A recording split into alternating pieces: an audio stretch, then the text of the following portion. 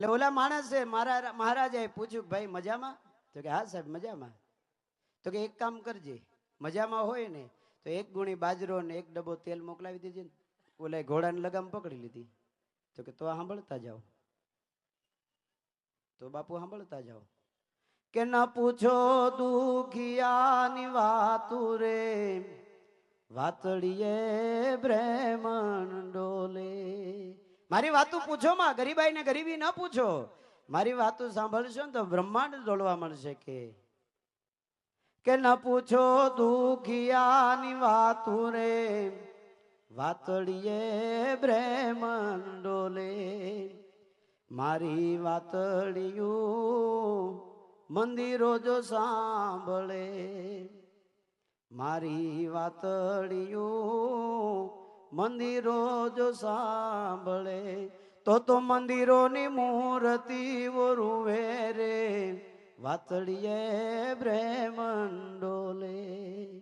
મહારાજ કોઈને પૂછતા નહીં તારી ગરીબાઈ કેવી છે એમ. અને મારી વાતળિયું જો મંદિર સાંભળી જશે તો મંદિરની મૂર્તિઓ મહારાજ ડોલવા માંડશે, રોવા માંડશે. એટલે મારો કવિ કે આપણને તો સંતોષ જ નથી, તો કવિ આપણને જ કેવું પડે ને કે 5 યા 25 50 કઉ પાવે તો 100 200 ને 500 મંગાઈ ગો. 500 1000 10,000 मिल जावे तो लाखन की बात में ध्यान क्यों लगाई गो. અને લક્ષી કરોડ પાવે તો અરબે ખરબે માંગે ધન, લાલચ અધિક से अधिक दिल लाए गो. कवि किशन भनंद अरे जान रे अनजान जान, संतोष बिनाई तेरो कैसो दुख जाएगो. संतोष बिनाई तेरो कैसो दुख जाएगो. 5 या 25 50 को पावे तो 100 200 ने 500 मंगाई गो. 500 1000 10,000 मिल जावे तो लाखन की बात में ध्यान क्यों लगाई गो. लक्षी करोड़ पावे तो हरबे खरबे मांगे धन, लालच अधिक से अधिक दिल लाए गो. कवि किशन भनंद रे जान रे अनजान जान, संतोष बिनाई तेरो कैसो दुख जाएगो. संतोष ज न हो ત્યાં દુઃખ કેવી રીતે જાય? હે, સંતોષ ન હોય દુઃખ કોઈ દિવસ ન જાય. અને અસંતોષી માણસ હંમેશા કંગાળ જ હોય. તમે એને કહો ને અરે ભાઈ 2 કરોડ નું હતું, 1.5 જ મળ્યા, લે 1.5 મળ્યા એને સંતોષ નથી. એને 2 કરોડ જોતા હતા, એમાં 1.5 મળ્યા તો સારું થયું ને. પણ નહીં, કારણ સંતોષ નથી. એટલે કવિ કે છે, શું કે છે કે તરસ્યા માળાને જાંજવા નદીયું ભળાય. તરસ્યો જીવું છે ને, ગરીબાઈ છે ને, તકલીફ છે ને, એટલે મોટા મોટા માણસો એને એમ થશે કે અમને આ આપશે, અમને આ આપશે, અમને આ આપશે. ત્યાં જ પૂરું થઈ ગયું હોય કે તરસ્યા માળાને જાંજવા નદીયું ભળાય. પછી સામે ડોટ મૂકે કે સિંહ ને જાળિયા છેતરાઈ ના કોઈ દી, સિંહ ને જાળિયા છેતરાઈ ના કોઈ દી, ઓલા હરણા ઝડપાઈ જાય જગતની રીત છે જુદી, સમજી નહીં સમજાય. સિંહ ને જાળિયા છેતરાય નહીં, એ કોઈ દિવસ ન છેતરાય. જાંજવાન નદી પાછળ ઈ ન દોડતા હોય, હરણ દોડે, ભોળા હોય ને હૃદયના એટલે ઈ દોડે. નગર એક શિયાળિયું છે ને, ઈ ખેતરમાંથી વાડ ઠેકીને ગામમાં ઘરવા ગયું ને સામે ગધેડો મળ્યો. ગધેડો મળ્યો એટલે ઓલું ઠેકવા ગયું ને, એમાં ઓલું પાછળ એના પૂંછડે હાથલિયા થોરનું ઝીંડવું ચોટી ગયું શિયાળને. હવે એમાં ઈ ઠેકીને કાઢવાની કોશિશ કરવા જાય, ત્યાં તો ઓલો ગધેડો આવી ગયો, એટલે ત્યાં કાઢે ધારો ન લાગે, એમનેમ રહેવા દીધું. એટલે ગધેડાએ પૂછ્યું, કેમ શિયાળિયા ભાઈ? બહુ મજામાં ને? હા. આજ તો બહુ સરસ લાગો છો ને? તો કે હા ગધેડા ભાઈ બહુ મજામાં છીએ. હે શિયાળિયા ભાઈ આ વાહે શું છે? અને ઓલું તો શિયાળ ને ચતુર બહુ, એટલે તરત કીધું કે ઈ છે ને કોઈની શેરડીના વાઢમાં જવાનું લાયસન્સ છે. હે લાયસન્સ? તો કે હા. તો કે તો મને અપાવન જો ને, હું દુબળો થઈ ગયો છું હાવ. તો કે તારે જોઈએ છે? હા મને જોઈએ છે. તો કે પણ બહુ વાર લાગે હાળી, પણ એક કામ કર, તને હમણાં જોતું હોય તો આ લઈ જાય ને મારું, એમ કરીને પોતાને પૂછડે કાઢીને ઓલાને ગધેડાને સોટાડી દીધું. હવે ગધેડાને લાયસન્સ મળ્યું ભાઈ. ગયો શેરડીના વાઢમાં. 20 દાડાથી શેરડીનો વાઢ બગાડતું હતું ને શિયાળિયું. ઓલા ખેડૂતોએ ભેગા થઈને ટીમ બનાવી, ક્રિકેટની બનાવે ને એમ, કે આજ તો વારો કાઢી નાખવો છે. અને એમાં ગધેડું કર્યું. એ કર્યું એ તો હવે મોજથી ખાવા મળ્યું, કારણ કે એને તો એમ કે લાયસન્સ એટલે કોઈ કઈ બોલવાનું તો છે નહીં, અવાજ કરવા મળ્યું. પેલા છુપા છુપા જાય તો શાંતિથી ખાય વળી, આ તો મોજથી ખાવા મળ્યું. ખાધું ને ચારેય બાજુથી ખેડૂતો મંડી પડ્યા, મારી મારીને ધોઈ નાખ્યું. ભાગતા ભાગતા શિયાળિયું સામે. શિયાળિયાને કે હે શિયાળિયા ભાઈ, આને કયો ને મારી પાસે લાયસન્સ છે. તો શિયાળિયું કે ભાગી જાય, એ બધા અભણ છે, ઈ બધાએ અભણ છે કે આ કવિઓ હોય ને કંઈ પણ કરી શકે. મેં પેલા કીધું એમ, તો એક ગાડું હતું ને, તળ નહોતું ચડતું. વિદ્યારામ હરિયાણીની કવિતા છે. ગાડું તળ નહોતું ચડતું એટલે એને ખેડૂત મારતો હતો ને એમાં સામે ગધેડો આયલો આવ્યો. એમાં સામેથી ગધેડો આવતો હતો એટલે તળ નહોતું ચડી રહ્યું ગાડું, એટલે ઓલો મારતો હતો. એટલે ગધેડાએ કીધું, એ બળદિયા, નથી ચડાતો તળ, ઢોળી નાખ, ગાડામાં જે ભર્યું છે આમ હેઠું નાખી દે, હાલવા માંડે. મારી ઉપર એક દિવસ ભગતે વધારે વાહન ભરી દીધા ને મેં ઢેફા નીચે નાખ્યા, આજ ભરતો નથી કોઈ દિવસ, તું નાખી દે. વિદ્યારામ હરિયાણી બહુ સરસ કવિતા લખે. બળધિયા બુદ્ધિ વિના રે તમે એક જ મારો ઉલાળો, એ જી એક જ મારો ઉલાળો રે તમે શું કામ વઢો છો કઢાપો. બળધિયા બુદ્ધિ વિના રે તમે એક જ મારો ઉલાળો. એ બળદ, બુદ્ધિ વગરના શું કરો તમે આમ ઉલાળા મારો? એક ઉલાળો મારીને ઢોળી નાખ, બીજી વાર ખેડૂત તારી ઉપર ભરશે નહીં.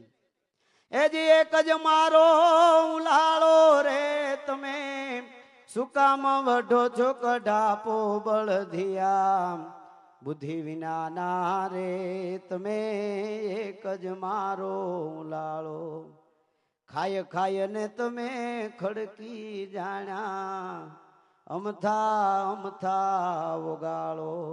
ગધેડા તો આમ જ કહે ને, સારો માણસ હોય તો સારી સલાહ આપે, પણ ગધેડા જેવો માણસ હોય, જેને બુદ્ધિ ન હોય, જેને ધર્મ ન હોય, નીતિમત્તા ન હોય, એ તો એમ કે પતાવી દે ને, કેસ કરી જાય એની ઉપર, આવું શીખવાડે. અધર્મી છે એટલે કેસ કરવાનું શીખવાડે, નકર કેસ કરવાનું શું કરે શીખવાડવું છે? અધર્મી છે એટલે એવું શીખવાડે છે. અને કવિ કે છે ગલત ગધેડાને જેમ ભાષા જેવી હોય એવી જ અહીંયા ભાષા વાપરી કવિએ, કે ખાઈ ખાઈને ખડકી જાણ્યા, અમથા અમથા ઓગાળો. ખાઈ ખાઈને ભર્યા જ કરો છો, અમથા અમથા ઓગાળ્યા કરો છો, એક ઉલાળો મારીને ઢોળી નાખ. હવે બળદ જે જવાબ આપે છે ને એ સાંભળવા જેવો છે, કે માતા અમારી જગત જનની રાહ મારો નિરાળો. એ જી ધાવણ ધાવાય અમે કામધેનું નામ, ધાવણ ધાવાય અમે કામધેનું નામ, અને રાહ મારો નિરાળો. બળધિયા બુદ્ધિ વિના રે તમે એક જ મારો લાળો. અમારી માના પૂજન આવે, ગૌ પૂજન થાય, ગધેડીના પૂજન ન થાય. થાય અમારી માના તો પૂજન થાય એટલે અમારાથી આ ઉલાળા ન મરાય. હવે એક વાત નાની એવી કરીને મારો સમય લગભગ પૂરો થવા આવ્યો છે. એક નાની એવી બહુ સરસ વાત છે, કિંમત ન કરીએ ને એટલે અમારે કવિ કાગે લખ્યું છે. શું લખ્યું છે? એ જે આજની સરણી એ બનીને દુનિયામાં ઉભા રે ચડનારા કોઈ નો મળ્યા રે. એ જે અમે દાદરો એ બનીને ખીલા ખૂબ ખાધા રે તપસ્યાના ફળ નો મળ્યા રે જી. આ નિસરણી બનીને અમે જગમાં ઉભા રે ચડનારા કોઈ ન મળ્યા. આ સંતો આટલો પરિશ્રમ કરે ને છતાં તમે નરકમાં જવાના જ રસ્તા ગોતો ને એટલે એને પસ્તાવો થાય, થાક લાગે. પછી અરે આટલું આટલું સમજાવ્યા પછી વ્યસનો આવે, માવાથી મોઢા ભરેલા હોય ત્યારે એને થાક લાગે. નકર સંતોને થાક ન લાગે, નકર સંતને થાક ન લાગે. થાક તો ત્યારે લાગે કે જયારે એની કહેલી વાત આપણે જીવનમાં ઉતારીએ નહીં ને ત્યારે. હે એટલે મારો કવિ કે છે કે નિસરણી બનીને જગમાં ઉભા ચડનારા કોઈ ના મળ્યા. દાદરો બની ખીલા ખૂબ ખાધા પણ તપસ્યાના ફળ ન મળ્યા. કિંમત ન થાય એટલે એનો પસ્તાવો થાય. એક રાજ હતું, બહુ નાની એવી વાત છે, સમજજો તો મજા આવશે. એ રાજમાં દાસી કામ કરે અને એક દિવસ ઝાડુ વાળતી વાળતી એને હીરો મળ્યો. એને સાચો હીરો મળ્યો. પગરખામાં નાખી કટ કટ કટ કટ રાજ ઉતરી ગઈ. રાજમાં ઉતરીને બજારમાં ઝવેરીની બજારમાં જઈ ઝવેરીના હાથમાં હીરો આપ્યો ને કીધું કે લે આ હીરો છે, કઈ આપીશ આનું? સંપત્તિ છે ને હારા હારા મન બગાડી નાખે. ઝવેરી પણ ડોળ કર્યો કે આ હીરો સાચો ને આવું રતન આ ચિત્રે હાલ બાઈ પાસે ક્યાંથી આવ્યું છે? પણ કઈ વાંધો નહીં, આપણે પડાવી લીધા જેવો તો છે જ. એટલે ઝવેરીએ ડોળ કર્યો, આનું બેન શું આવે, 20 રૂપિયા આવે. અરે ભાઈ જોતો ખરો, હાવ 20 રૂપિયા હોય કઈ? કે એ 30 લઈ લે તારે જોતા હોય તો. અરે ભાઈ જોતો ખરો કેવો ચમકે છે, તું 30 રૂપિયા હોય આના? અરે 40 લઈ લે એમ કરીને આ ઘા કર્યો હીરાનો ને ત્યાં કટકે કટકા થઈ ગયા હીરાના. અને ઝવેરીને પરસેવો વળી ગયો. આહા હા હા, હવે મને મારી સંધ્યા દેખાય છે, આ હું સાચો હીરો ઓળખી ન શક્યો, પારખી ન શક્યો. મારે ઝવેરાતનો ધંધો છોડી દેવો જોઈએ. એ કટકાને હાથમાં લઈને વિચાર કરે કે તૂટી કેમ ગયા. ત્યાંથી કટકામાંથી અવાજ આવ્યો. કટકામાંથી અવાજ આવ્યો. વિદ્યારામાં હરિયાણી લખે છે કે ચેરીને પગતળ દિયો તાતે ઘટ્યો ન માન. હે ઝવેરી, આ દાસીએ પગરખામાં નાખીને અહીંયા લઈ આવીને તો મારું માન ન ઘટ્યું. કે ચેરીને પગતળ દિયો તાતે ઘટ્યો ન માન, પણ તું જાનન હારો અજાન ભયો તાતે હીરો ફૂટાન. તો જાણે છે ને મારી કિંમત ઓછી કરીને એટલે મારા હૈયાના કટકે કટકા થઈ ગયા. હે